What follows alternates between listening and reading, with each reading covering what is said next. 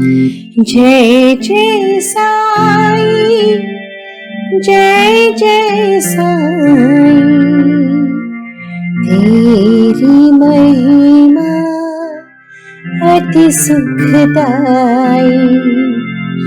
माता पिता तुम गुरु साई, तुम करुणा के सागर साई।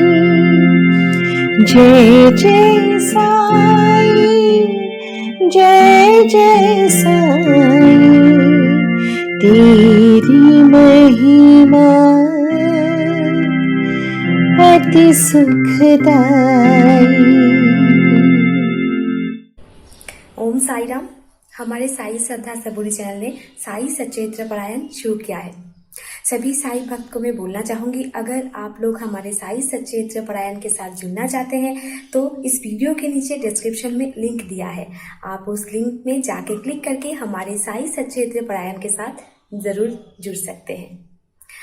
और साथ ही साथ आप हमारे चैनल को ज़रूर सब्सक्राइब करें, हर एक वीडियो ज़रूर देखें और स्क्रीन में जो नंबर है इसमें फ़ोन करके आपके साथ हुए एक्सपीरियंस हमारे चैनल के साथ ज़रूर शेयर करें। और बोलना चाहूँगी, हम लोगों ने जैसे बोला था हमारे प्रीवियस वीडियो में मिट्टी का दिए के बाद, वो हम आपके घर पे ज़रूर करें। और कोई भी दुविधा हो, कुछ भी प्रॉब्लम हो, बाबा सबके साथ हैं और बाबा आपके साथ है। और आप लोग इस प्रॉब्लम से, जो है आपका प्रॉब्लम, उस प्रॉब्लम से आप जरूर निजात पा लेंगे, ओवरकम कर पाएंगे। आप उस मिट्टी की दिए को जलाना जल्द से जल्द स्टार्ट करें। जब भी स्टार्ट करें गुरुवार से ही करिएगा और हर एक दिन करिएगा जब तक आपका प्रॉब्लम सॉल्व ना हो जाए। साईं बाबा अपने प्रवचन में कहते हैं, ईश्वर तो हर एक मनुष्य का परीक्षा लेता है। परीक्षा की घड़ी पे आप लड़खड़ा मत जाना, आपको परीक्षा में पास होना ही है। वो दृढ़ निश्चय करके आप हर एक कार्य को सिद्धि करते जाइए। ईश्वर आपके साथ है, ईश्वर आपका सहाय होता है हर वक्त। मालिक आपके साथ है तो डर किस बात का। मन में अगर दृढ़ विश्वास होता है तो कोई भी काम कठिन नहीं होता, सब काम आसान होता है और हर एक काम आपका बनता जाता है। इसीलिए विश्वास को रखें, आपका हर एक कार्य सिद्धि होगा ही होगा। हमारे एक साई डिवोटी ने उनका एक्सपीरियंस हमारे इस YouTube चैनल के साथ शेयर किया है। सभी भक्त को बोलना चाहूंगी, आप उनका एक्सपीरियंस जरूर सुने और सुन के आपको कैसा लगा हमारे कमेंट बॉक्स पे आपका कमेंट जरूर ड्रॉप करें। और आपका भी अगर कुछ एक्सपीरियंस है, हमारे स्क्रीन में जो नंबर है इस पे फोन करके आपके साथ हुए एक्सपीरियंस हमारी साई श्रद्धा सबूरी चैनल के साथ जरूर शेयर करें।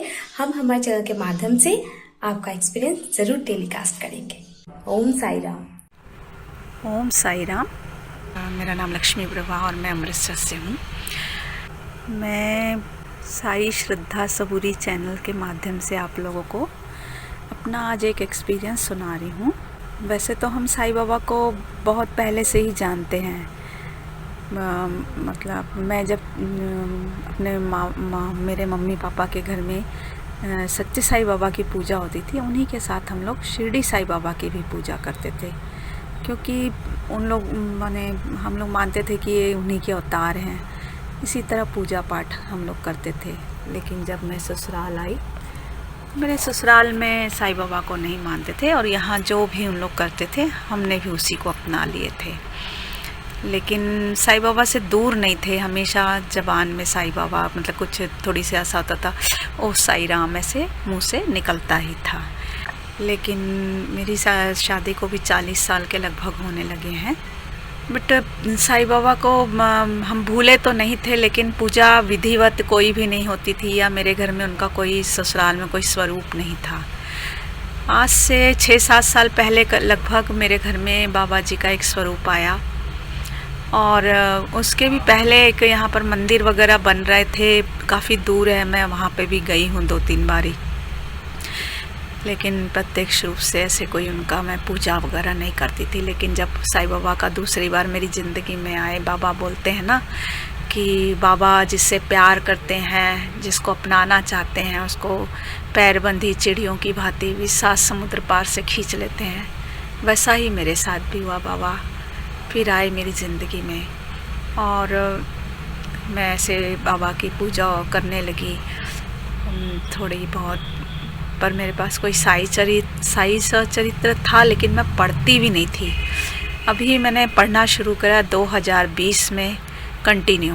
पहले थोड़ा थोड़ा कभी कभी कहीं कहीं से पढ़ लेती थी, पर कंटिन्यू पढ़ना तब शुरू किया। फिर पता चला कि उनको कैसे उनको पढ़ना है, क्या करना है, धीरे धीरे वैसा पढ़ने लगी। इसी बीच में ऐसा हुआ कि ये भी जून 2020 की बात है। मेरे हस्बैंड को ना मतलब वो शरीर में जहाँ तहाँ फुंसियाँ 5-5 6-6 इकट्ठे निकलते थे। उससे में उनको खूब तकलीफ़ भी होती थी, पस निकलता था। वो दवाई करवा रहे थे, लेकिन उससे कोई फ़र्क नहीं पड़ता था। कभी कान के पीछे निकलता था, कभी गाल में निकल जाता था, ऐसे खूब सारा होने लगा था और उनको खूब तकलीफ़ भी थी। तो हम लोग उसे देख करके भी बर्दाश्त नहीं होता था, पर करें क्या, दवाई करवा रहे थे, ठीक नहीं हो रहे थे। हम लोग उनको यही बोलते थे कि आप मीठा मत खाइए, मीठा मत खाइए, पर चलो ठीक है, जैसे भी थोड़ा बहुत खाते थे, कभी नहीं भी खाते थे, इसी तरह चल रहा था। तो ये जून के महीने की बात है। मेरा जो मंदिर है वो ठीक दरवाजे के सामने है, और ये आप देख रहे हैं कि ये ऊंचा बना हुआ है, ज़मीन से ऊंचाई पर है। तो क्या हुआ कि मैं आधी नींद में थी, रात के समय की बात है। बिल्कुल प्रत्यक्ष ऐसे सामने बाबा दिख रहे थे मुझे खड़े हुए, अपना झोली लटकाए हैं। तो मैं बोल रही हूँ कि आइए बाबा, आइए, अंदर आइए। बाबा आए और ठीक यहाँ पर बैठ गए बाबा। उनके पैर नीचे थे, और जैसे बाबा बैठते हैं ना, अपने एक पैर के ऊपर दूसरा पैर रख करके और हाथ रख के, बाबा उसी तरह बैठ गए। तो मैं अपने पलंग से उतर के आती हूँ और बाबा से बोलती हूँ, बाबा इनको देखिए ना, इनको कितनी तकलीफ़ है, इनको ठीक करिए बाबा, हमसे बर्दाश्त नहीं होता इनकी तकलीफ़। बाबा अपनी जगह पर खड़े हुए और इनके पास गए, पलंग के पास, और इनके शरीर पर उन्होंने हाथ फेरा। आपको यकीन नहीं होगा, मैं आपसे बतला रही हूँ कि सुबह हमने देखा उनके शरीर पर एक भी फोड़ा नहीं था, और वो दिन और आज का दिन कोई फुंसी या फोड़ा इनके शरीर पर नहीं है। ये मेरा बहुत एक अद्भुत एक्सपीरियंस है। जय साईं।